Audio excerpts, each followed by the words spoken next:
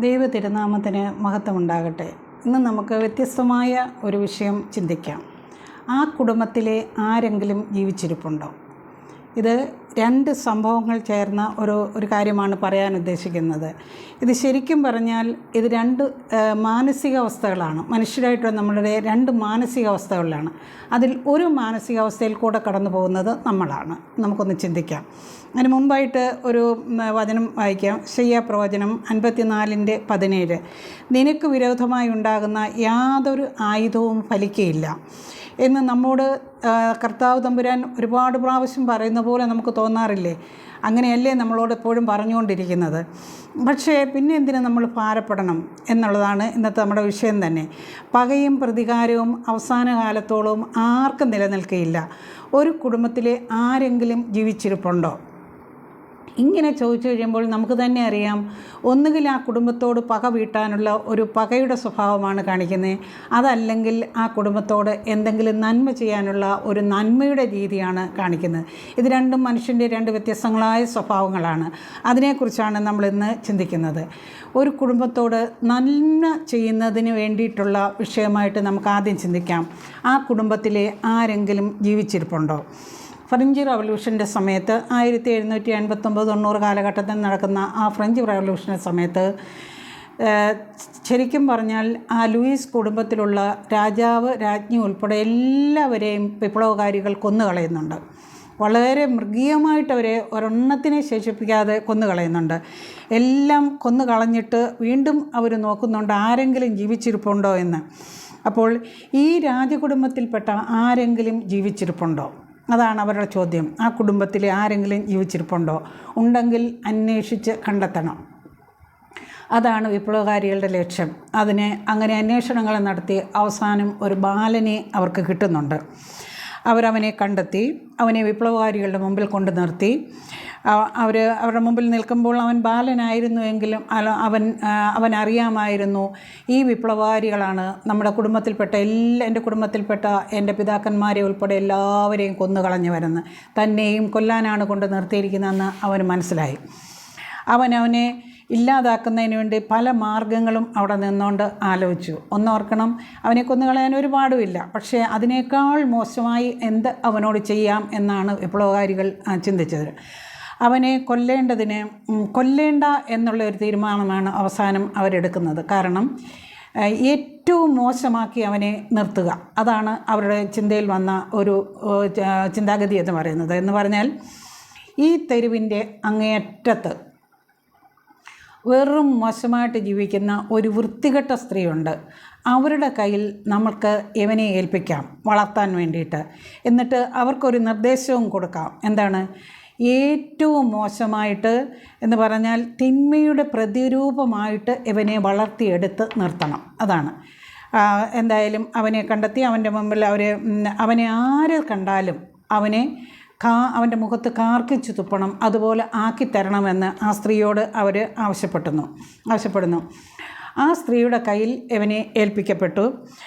അതിനുശേഷം കുറേ വർഷങ്ങൾക്ക് ശേഷം വിപ്ലവകാരികൾ അവനെ കൊണ്ടുവരാനായിട്ട്, അല്ലെങ്കിൽ അവരുടെ മുമ്പിൽ കൊണ്ടുവരാനായിട്ട് ആവശ്യപ്പെട്ടു. അപ്പോഴേക്കും അവൻ ഒരു യുവാവായി മാറിയിരുന്നു. അവരുടെ മുമ്പിൽ കൊണ്ടുവന്നു. അവൻ യാതൊരു വ്യത്യാസവും ഭാവവും ഇല്ലാതെ അവരുടെ മുമ്പിൽ വളരെ മാന്യനായിട്ട് നിന്നു. വാസ്തവം പറഞ്ഞാൽ അവർ വളരെ അമ്പരന്നു പോയി എന്നാണ് പറയുന്നത് ഈ യുവാവിനെ കണ്ടിട്ട്. അവനൊരു നല്ല രാജകുമാരനെ പോലെ നന്മ നിറഞ്ഞവനായി അവരുടെ മുമ്പിൽ നിന്നു. അവർ ആ സ്ത്രീയെ ചോദ്യം ചെയ്തു, ഇവനെ ഇങ്ങനെയാക്കാനാണോ നിൻ്റെ കയ്യിൽ തന്നത് എന്ന് ചോദിച്ചു. അവൾ അതിന് മറുപടി പറയുന്നത്, എൻ്റെ കഴിവിനും അപ്പുറം ഞാൻ ശ്രമിച്ചു. എത്രയും മോശമാക്കി അവനെ വളർത്തിയെടുക്കാമോ അങ്ങനെയെല്ലാം ആവുന്ന പോലെ ഞാൻ പരിശ്രമിച്ചു, പക്ഷേ നടന്നില്ല. ഉടനെ തന്നെ അവർ ആ യുവാവിനോട് ചോദിച്ചു, നീ ഇത്രയും മോശമായ ഒരു സ്ത്രീയുടെ കൂട്ട് ഇത്രയും മോശമായ ഒരു സാഹചര്യത്തിൽ വളർന്നിട്ടും നീ എന്തേ ഇങ്ങനെയായിത്തീരാൻ കാരണം? അപ്പോൾ വളരെ അഭിമാനത്തോടു കൂടി അവൻ പറഞ്ഞു, ഞാൻ ലൂയിസ് രാജാക്കന്മാരുടെ കുടുംബത്തിൽപ്പെട്ട രാജകുമാരനാണ്. എനിക്ക് എൻ്റെ പിതാക്കന്മാരുടെ തെറ്റുകളൊക്കെ മനസ്സിലായവനാണ്. അതുകൊണ്ട് ഒരൊറ്റ ഒരു കാര്യമേ എനിക്ക് നിങ്ങളോട് പറയാനുള്ളൂ, നിങ്ങൾക്കെന്നെ കൊല്ലാൻ കഴിയും, പക്ഷേ എന്നെ മാറ്റാൻ പറ്റുകയില്ല. അവൻ സത്യം പറഞ്ഞാൽ അവൻ്റെ ഉള്ളിൽ എന്ത് അഭിമാനത്തോടു കൂടിയാണ് അവൻ്റെ കുടുംബത്തെ പറ്റിയും അവൻ്റെ പിതാക്കന്മാരെ പറ്റിയും അവൻ പറയുന്നത്. പക്ഷേ നമ്മൾ ഒന്നോർക്കണം, മനുഷ്യൻ ആ ഇരിക്കുന്ന മനുഷ്യർ മുഴുവൻ അവൻ്റെ കുടുംബത്തോട് വിരോധമുള്ളവരാണ്. എങ്കിലും അവൻ്റെ രീതികളോ സംഭവങ്ങളോ അല്ലെങ്കിൽ പറയാൻ ഉദ്ദേശിച്ചതോ ഒന്നും അവൻ മാറ്റി പറയുന്നില്ല.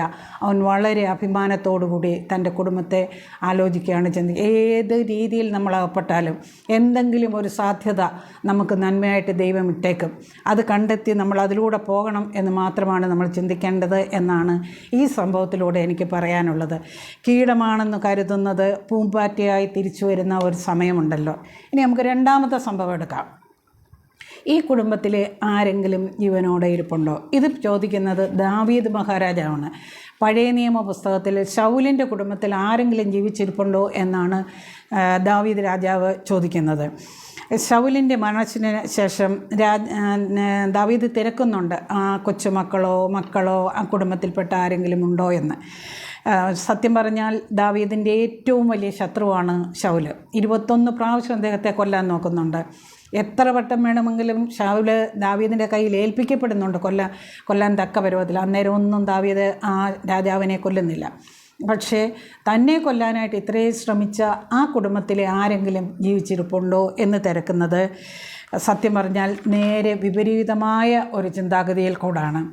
ദാവീദിനോട് ഒരിക്കലും ഒരു പകയുമില്ലാത്ത പോലെയാണ് അദ്ദേഹം ചെയ്യുന്നത്. എന്ന് പറഞ്ഞാൽ എങ്ങനെയെങ്കിലും ആരെയെങ്കിലും കണ്ടെത്തിയാൽ അവർക്ക് വേണ്ടുന്നതെല്ലാം ചെയ്തു കൊടുക്കാൻ വേണ്ടിയിട്ടാണ് ദാവീദ് തിരക്കി അവസാനം ദാവീദിൻ്റെ ചെറുമകനെ കണ്ടെത്തുന്നു. അവൻ ഡിസേബിൾഡായിട്ടുള്ള ഒരു കുട്ടിയായിരുന്നു, അല്ലെങ്കിൽ ഒരു പയ്യനായിരുന്നു. അവനെ അവർ കൊട്ടാരത്തിൽ കൊട്ടാരത്തിൽ കൊണ്ടെത്തിച്ച് ദാവീദ് അവനെ കണ്ടു കഴിയുന്നുണ്ടേ പറയുന്നുണ്ട്, ഇവനെ വേണ്ടതെല്ലാം ചെയ്തു കൊടുക്കണം. ഒരു രാജകുമാരനെ പോലെ തന്നെ അവൻ എൻ്റെ കൊട്ടാരത്തിൽ വളരണം. രാജകുമാരനാക്കി ഇവനെ വളർത്തിയെടുക്കണം. എന്നല്ലാതെ ഒരിക്കലും ഒരു പ്രതികാരമോ ഒരു ദേഷ്യമോ ഒന്നും ശൗലിനോട് ദാവീദ് കാണിക്കുന്നില്ല. ഇതുകൊണ്ടാണ് നമ്മൾ ദാവീദിനെക്കുറിച്ച് പറയുമ്പോൾ നമ്മൾ പറയാറില്ലേ, ദൈവത്തിൻ്റെ ഹൃദയം ഉള്ളവനെന്ന്. ഒരുപാട് തെറ്റുകൾ ചെയ്തിട്ടുണ്ട്, പക്ഷേ ആ ഹൃദയത്തിൽ എപ്പോഴും ദൈവം ഉണ്ടായിരുന്നു എന്നുള്ളതാണ്. വളരെ തിന്മയായിട്ട് ഒന്നും ചെയ്യാൻ സാധിക്കാതെ ഇരുന്നു എന്നുള്ളത് പറയാം.